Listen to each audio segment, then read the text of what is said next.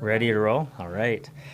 Anne-Marie, no stranger to this occurrence. Thanks for coming on to the podcast today. For sure. Noted yesterday you did the 2026 housing forecast to the realtors, sort of talking about what to expect, what's happening in the economy right now, globally, locally. I guess the first question that I have for you is all that content that you put together, was that data driven, or were you basically just winging most of it for what you feel? No, it's data driven. I'm just joking. I don't wing things. I don't do that. I'm just joking. For those of you that don't know, Anne-Marie is our head economist here at CREB, and she is a wealth of knowledge, and that's why I choose to continually try and talk to you 1 or 2 times a year. So, originally based, you're, talking about the forecast, and that's what we'll base a lot of this conversation on today.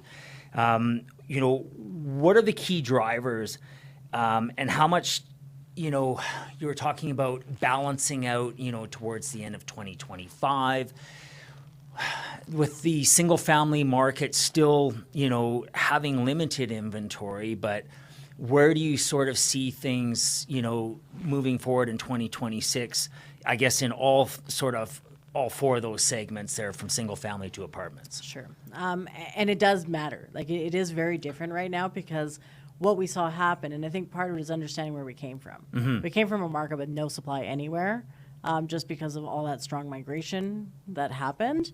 And we saw supply finally start to catch up in 2025 as all those starts were happening. Well, as we move into this year, we're still continuing to expect to see supply growth, but it's not quite the same. The detached market, we haven't seen as much supply. Mm-hmm. Yes, there still is new supply coming. I think you're going to feel that impact a bit more in areas with a lot of new communities. So if you think about the North District, some of the Southeast District and some of the South, where you have a lot of that new communities that are being developed, well, those areas are going to see some impact on the detached side. If you're a resale property, especially if you're not much different than some of the newer homes that are being built out there, it will matter on what those price spreads are. But for the most part, the detached market's pretty stable. Yeah. You just don't have the same supply pressure in the detached side, as opposed to like on the extreme opposite of that is on the apartment condo side. That is a very different segment of the market. I mean, there is almost 18,000 units currently under construction, and even if 60% of them are rental, you still have almost 7,000 condos that are currently under construction. So that's the segment of the market that there's just a lot more supply, and that's where I expect to see some adjustments in pricing. We've already started to see some of that happen. I expect that to continue into this year, just because there just is a lot of supply. And I think part of, understanding what could shift that mm-hmm. is a lot of this happened because supply was being built based off of 80,000 people coming in a year. That number dropped back down to 20, right? So there's a big difference in how many people are coming, and we're still working through that supply. So I think that's, and I think builders are going to start to scale back. We'll see a lot less of that activity come on in the next, year, as those inventory levels are higher. But we still have to work through that supply, especially given that migration has now come back to something much more normal. Yeah, you had mentioned, somewhere around 80,000, prior to 2024, on that interprovincial migration and people coming from other countries. Of those people, were the majority of those people, are they looking to be in the rental market and stay in the rental market? Are some of those people coming out of that rental and looking to be purchasing? And of that, what do you sort of have a percentage as to how many people might be gravitating towards, affordable properties like apartments, or do you still think that there's a lot of people that are in their rental market that'll just jump into single family? I think that depends. Now, first of all, like for the people who've come, we have to remember that there's a difference between an international mm-hmm. migrant versus an interprovincial. International migrants, they can't buy as quickly. Mm-hmm. So they take a lot longer to transfer into ownership. It doesn't mean that they won't. It just might not. So the people who came in Again, that spike happened in 2023, 2024, started in Calgary in 2022. Most of that growth was from international migrants. We might start to see some of that trickle into ownership, and I think that's one of those factors that's supporting demand at higher levels. But they take a lot longer. Now, are they going to buy condos? That's still hard to say, because the challenge is, and again, we don't have any data on who's buying what. Like, we can't, like, I don't have that. I wish I did, but I don't. The challenge is it depends on your unit, like your family size. I've often said people talk a lot about affordability. No question, apartment condos are far more affordable than any other product type for ownership. But the problem is it depends on your family size. Is a 1 or 2 bedroom condo going to fit the needs if you are a family of 5 or 6? Like, it might not, right? So I think that there's a lot of that that's still to be seen, because again, we traditionally build condos that are 1 or 2 bedrooms. They're shrinking in size a bit. They're not as small as Toronto by any means, but they are smaller. So it might be that some people are renting, especially when rents come down. With rental rates coming down, it slows that push into ownership, because people might say, well, I'm not paying as much as I once was. I'm being giving more incentives to stay here. I can wait, and I'll save more, and I'll wait a little longer to get into maybe a property that might better suit their needs. Yeah, or somebody comes into Calgary and they're single, or they're a couple and they get to have children, and then 2 years down the road, now they have 2 or 3 kids, and to your point, the dynamic changes there, and I think a lot of people don't think about that. I do have a question. I don't know if you can answer this, because you kind of triggered it. In Europe, 3 or 4 bedroom flats are a thing, right? And is there a potential for a builder to start recognizing that may be through densification, that may be an upcoming trend that Calgary has never been exposed to? Possibly, but the difference is Calgary still has land. So I do think that those things come about when you have a larger population, Sure. right? Like that's some of the challenges, that our population is still, we're still growing. I mean, we're still under 2 million for a city, but we're definitely a lot bigger than we used to be. But we still have a lot of housing options, and we have a lot of land. So, and again, we have to remember, most people still prefer detached. For whatever reason, what I tend to find, people prefer detached homes. It's therapeutic. I get it. I like my detached home. Sure. But I mean, I don't know, like sometimes you think, well, maybe culturally people will move away from that, or if you're from Europe, it's not a big deal. And again, I don't know. But I find in our market, people still prefer detached. And the thing is you can still get detached homes in our market and the problem is some of the cost of building some of those larger units, it's not, it actually, the cost is much higher, right? So it might be that, well, you can still get a detached home by the time you get a 3-bedroom unit. Now, again, depends on what they can do for cost. Yep. So it's not that I don't know if builders would not want to build it, but it's at what price is it going to be now for a 3-bedroom unit in an apartment style building? Like, what's that going to cost? And is there a market for that when you can still get detached homes in a range of 700, well, 750 realistically, or in that range? 750, 800, sure. Yeah, no, that's a fair comment. I think you also touched a little bit yesterday on interest rates. Talking about, the stability of the interest rates, influencing the buyer behaviors. There's supposed to be, I think, a rate announcement coming on the 28th here, so that's coming up shortly. What are you seeing? Do you see changes happening, or do you see that they're going to be holding right now? And if they are going to be holding, in a buyer's mind, does that affect them, or are they being educated enough to understand that, on average, 5.5% is actually a decent interest rate? What we have right now, coming into the 4s or whatever, is a great rate. Do you think that that's going to influence, buyer behavior, and if so, how? Well, I think rates are always a matter of perspective, right? You have to remember, if you were purchasing, like, if you had a rate during that COVID time, 1.9, yeah, sure. under 2. Yeah. So you think 4 is really high. Yeah. But you know, of course. if you remember back in like the 90s or even in the 80s, people were like 5% is really low, right? So it's always a matter of perspective on that. I think what is expected for rates is they're going to be really stable. I think when you tend to see movement, so people know it's like if there's an expectation of stability, then that means that rates have less of that impact. Because sometimes what happens if they think rates are going to come down, they wait.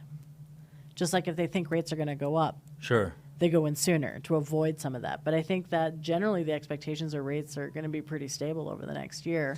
And yes, this level is not as high as it once was, for sure, but it's definitely not at some of the lows that no one's expecting it to go back to those lows. So it's really kind of almost a neutral impact because they're going to be fairly flat. Yeah. I would agree, and it's always going to be a topic of conversation. But I think at the end of the day, I think somebody needs to look at affordability. If they're currently renting, they're going to look at what's my rent right now versus what can I buy, and does that work for my lifestyle, right?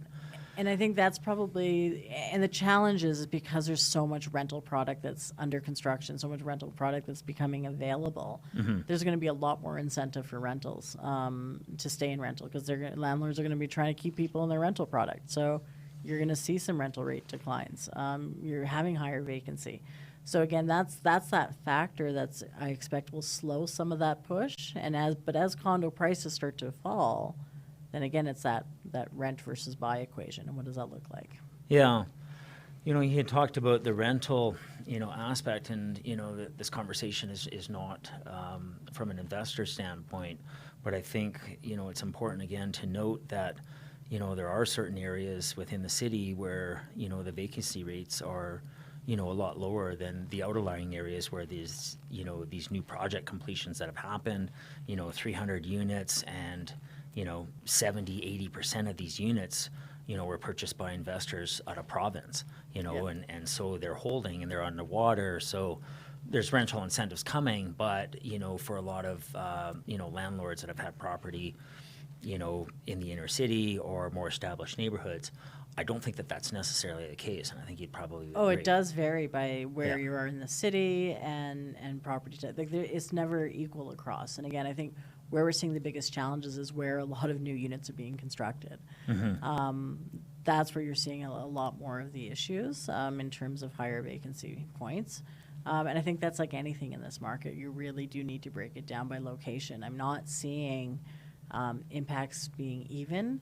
I mean, when there was no supply everywhere, prices were increasing everywhere, right? But I mean, now I'm seeing that now that there's supply gains, we're not seeing the same type of price movements in, let's say, the west end of the city as opposed to in the North District. It's crazy, as a matter of fact. You're looking at some of those areas where there hasn't been any sales in 6-7 months. I've talked to a couple and analyzed a few on the west side recently, and two things that I've noticed happening. One is most of those people have a lot of equity. They're very stable. If they're looking to move up or move down, that's not a problem because they haven't lost equity as well. But at the same time, I can't find something to get into my next product. And so I feel like there's a lot of those people that are sitting on the fence right now. They would, but if you're looking at, say, a buyer at $2 million for what they want to get into their next house to improve their lifestyle, it's a substantial jump. It's not $300,000-400,000. It's more like $1 million. And it's crazy how just to get that little extra, and when I say that little extra, it's those things that, they're great to have if we can afford it, but we don't necessarily need it. Right. And I feel like that's sort of all over some of these communities right now is, to do that next jump.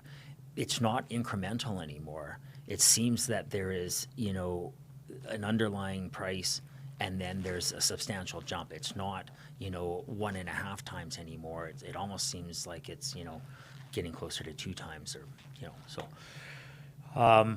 So when we're talking about affordability, maybe you want to shift the gears here a little bit and talk about another segment that I think a lot of people haven't really considered or don't take into consideration a lot of time, and that's the seniors. These are people that are longtime owners, some of them have been in their homes for 30, 40 years.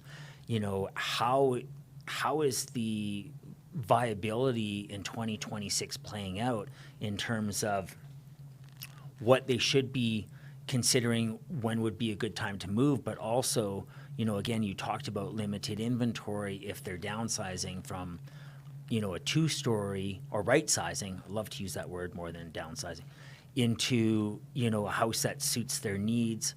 Obviously, in the apartment sector, there's options, and we're definitely seeing that, in some villas. And the East Village there, I think, is a great lifestyle, but I think that probably one of the challenges of the East Village is those condo prices are a lot higher than some of the other areas in the inner city. Yeah. So share with me a little bit about your thoughts about, what should seniors, if they're starting to think about right-sizing, what key points should they be looking for in 2026? Economic factors or variables to influence their decision whether or not to stay or to consider moving? I think it depends on what they're going into. Because again, if you're moving into a product, let's say you are going into a condo product, and those prices are coming down. So maybe that condo product looks a lot better, especially if you're going from a detached home. So if detached homes are fairly stable and you're selling a property that's fairly stable in its value, and you're going into something that's actually declining in price, maybe it does look better on that aspect. So that's something to consider. Now, again, depending on what you're moving to and from, right? So, if you've got a property, like if you're looking for like the bungalow, for example, I hear that a lot. We don't want necessarily to go into a condo, but we want like a one-story. Well, those are really hard to find, potentially. So it might not be that spread that they're looking for. So I think some of it depends on where they're looking to go, what lifestyle choice they want to make. But if you are seeing some downward pressure on condos and that's what you're thinking, then maybe that is an opportunity, because essentially you're going to see price declines there.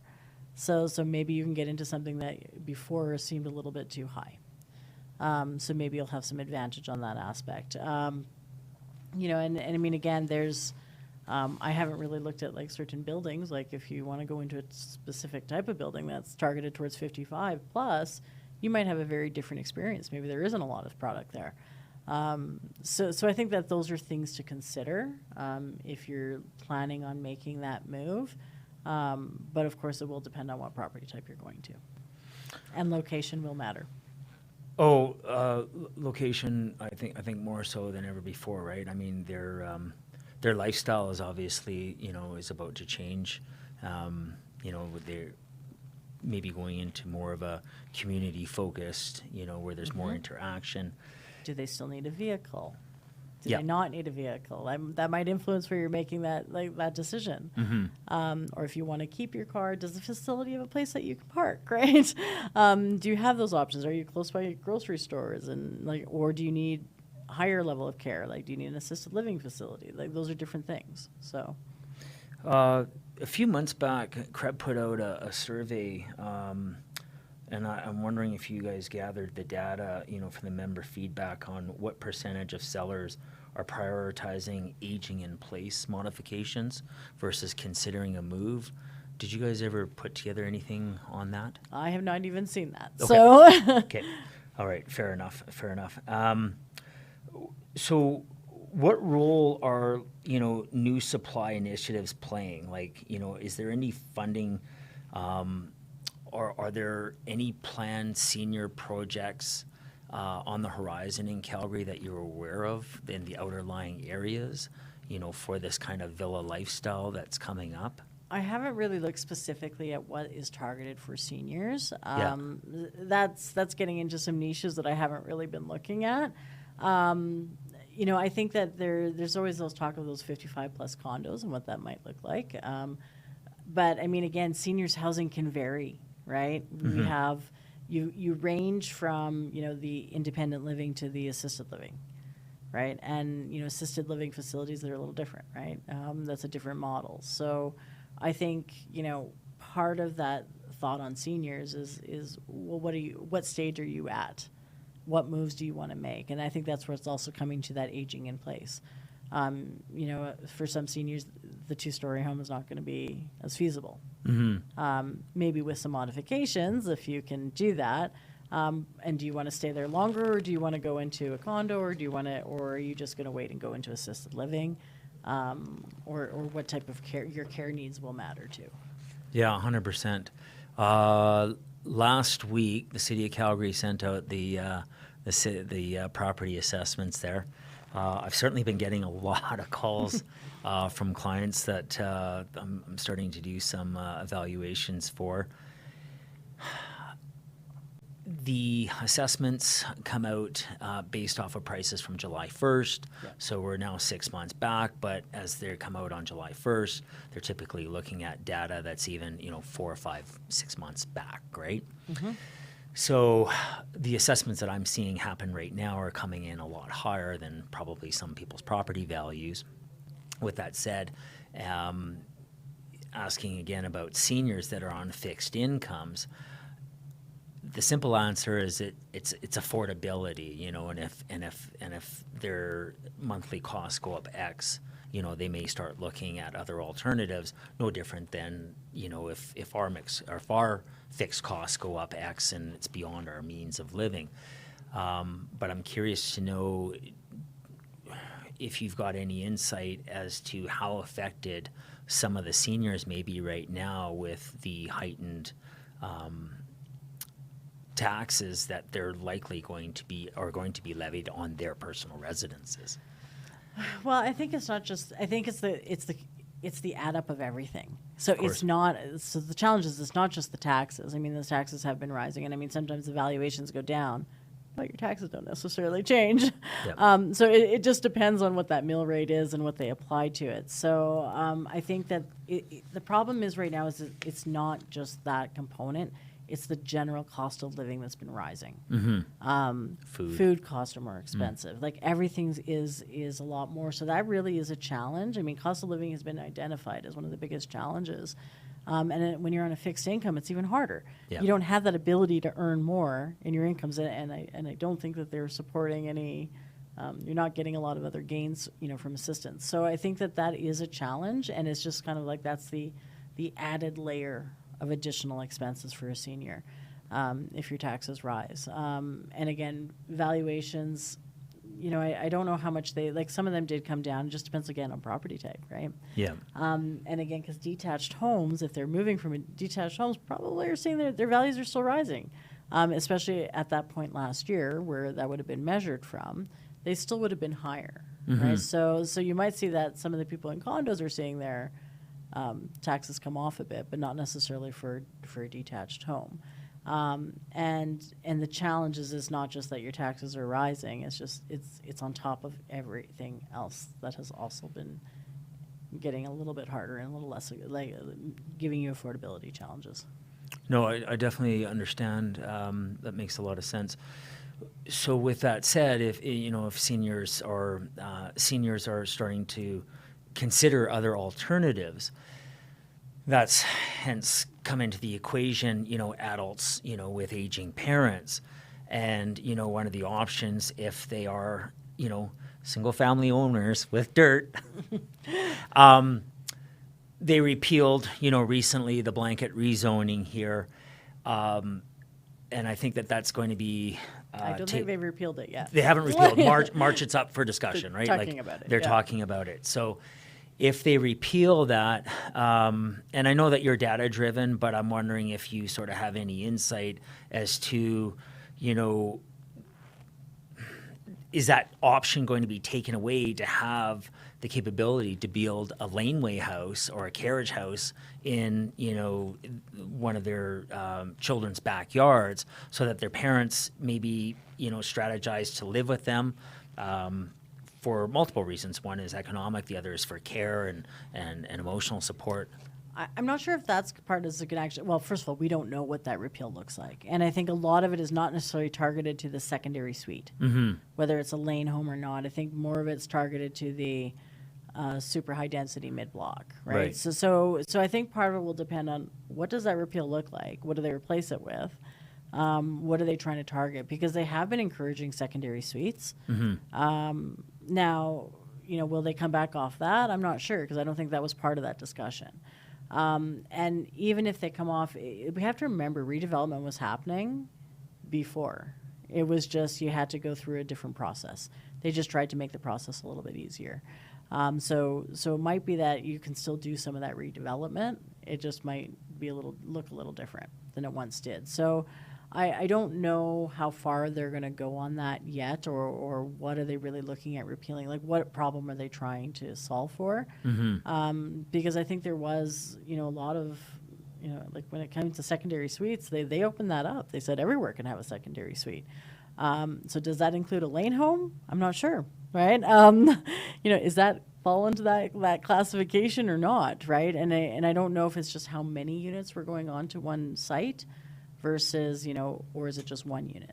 Because that is still really an option for many seniors and families that want to do multi-generational living. And I don't think that's changed per se. So I don't know if that's really where some of the pushback was coming from. Well, I definitely don't think that there was pushback coming from there, but sometimes, the blanket rezoning is just sometimes you get caught in that crossfire. Yep. And you have an intended purpose that doesn't necessarily further densify an area, but it just happened that it doesn't have its own sort of category, so to speak. Yeah, and I think that's part of once as we know more about that to see what that might look like. And again, we know redevelopment was happening before, so is it just, are they going to, what is it going to be reframed as? Is it just going to go back to those things have to go through council first, or what does that really look like? And I think that's probably where there's still a little bit of unknown in what could happen. And I mean, secondary suites were approved before any blanket rezoning was done. Yep. So there's just some restrictions on how you can do them. So it might not prevent a lane home. Yeah. But I say that, but I don't know for sure. So that would be sort of the details that I think would be important to look at. And maybe they come off on certain things, but not all things. And again, we don't really know what that looks like at this stage. Yeah. That's a great point. And I think, the bottom line is if there's, empty nesters out there or, children with adult children with aging parents, I think the biggest thing is to start having a plan versus not having a plan and having your decision made for you. So that's, regardless of what the economic variables are or how the economy is performing, because at some point the decision, needs to be made. It's just whether or not you want to be a part of it or let the universe take care of it for you, right?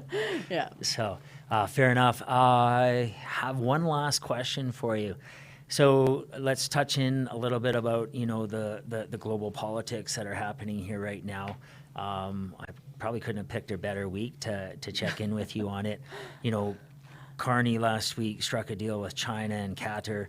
I don't know if I would say people might be delusional to think that, we can get rid of our trade with the U.S., which I think is non-existent for a couple reasons. Obviously, the distance to carry goods foreign or to deliver foreign goods, it's a lot easier to take it to the U.S. than it is to put it overseas. With that said, we still have some challenges, in provinces on Ontario, with the auto industry and what have you. Where does that leave Alberta, specifically, Calgary and being, energy dependent? How is that going to sort of play out for us, do you see in 2026? Well, I don't think there's going to be much change in 2026 because, again, all of these shifts that could happen, they're going to take time. Right now, the reality is our energy still goes to the U.S. Yes, we because we have TMX, we're seeing what that does and how we have actually product going to different markets, and the idea is, can we get more of that? And I think that's part of what's being explored with even with the MOU. Can we get another pipeline? Can we be less reliant on the U.S.? Doesn't mean we're not, the U.S. is still our major trading partner. And I agree, that is not going to change anytime soon, just because of proximity. We're so well integrated with each other. And I think Alberta, again, because it's energy, remember, energy, we've been mostly excluded from some of the tariffs. Most of our energy products are CUSMA compliant, so we haven't been paying those high level of tariffs that other provinces have. We've seen it probably a bit on our lumber side. We've seen it in other sectors for sure. But I think a lot of what's happening now is we have to see, well, is that going to continue? Is our energy going to continue to be exempt from these tariffs? That's kind of important, right? So we'll see what happens on that renegotiation front. But at the same time, Canada does need to step into looking at how can we access different markets. And for energy, there's a lot of advantage to do that. We saw the benefits that we've got from TMX opening up. The fact that we can get some of our oil to Asian markets, and more of that's needed. We have not been investing in the same way that we could have. Yeah.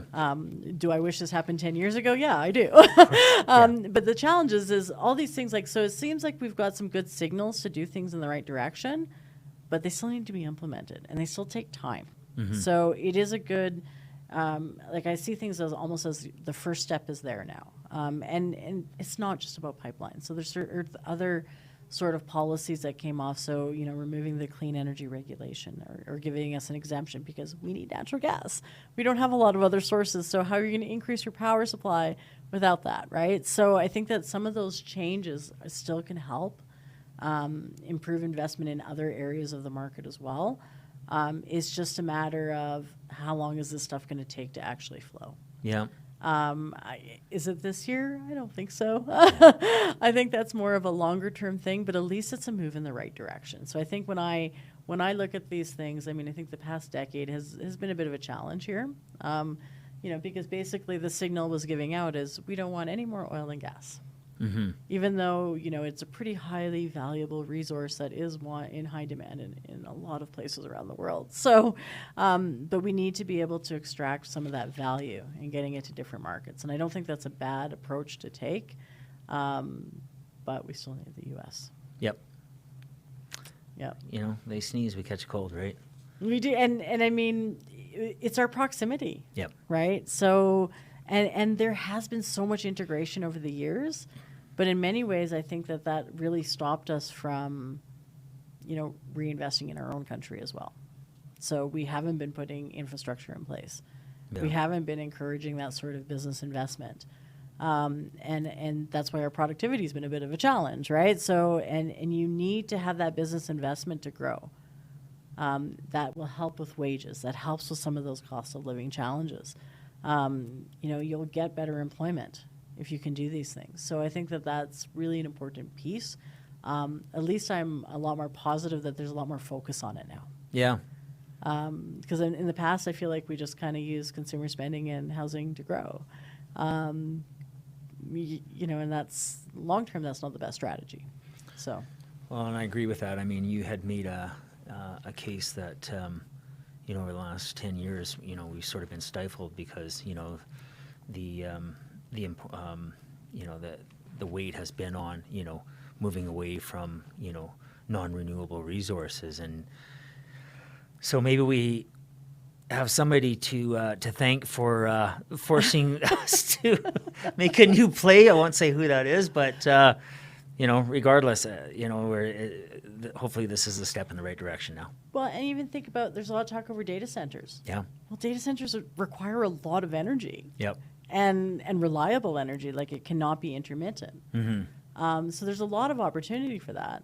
But again, even in Alberta, that's often based off natural gas. So that's why I think some of those changes with the clean energy regulation were really important. Recognizing that, and nobody talks about gas, but remember a long time ago, gas was kind of it was the thing here, yeah. More so than oil, yeah. Right? Yeah. And we still have a lot of it. And, sure. And it's an opportunity to actually extract some value for our natural gas. So Yeah. It's been a great conversation. I really appreciate you taking the time, and hope our listeners find it as well. thank you. Yeah. Good stuff. Cheers.